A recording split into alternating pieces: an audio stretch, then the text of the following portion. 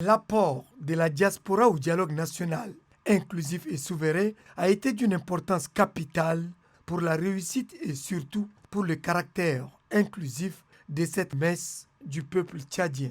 Cette participation a permis de promouvoir l'égalité entre les Tchadiens et bannir toutes les critiques allant dans le sens de la discrimination ou d'exclusion d'un groupe de Tchadiens.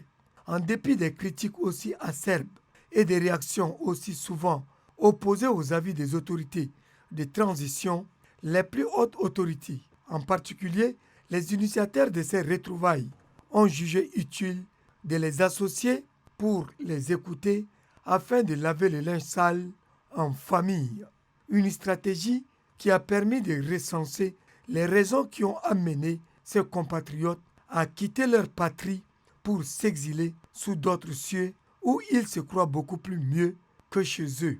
Les résolutions et les recommandations du dialogue national inclusif et souverain ont aujourd'hui donné raison à ceux qui ont osé associer ces ex-exilés aux travaux de cet événement historique pour le peuple tchadien.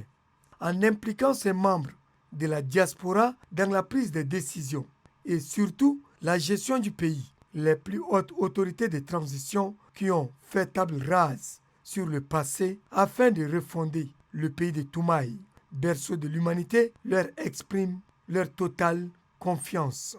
Et comme dit un adage, c'est au pied du mur que l'on reconnaît le vrai maçon.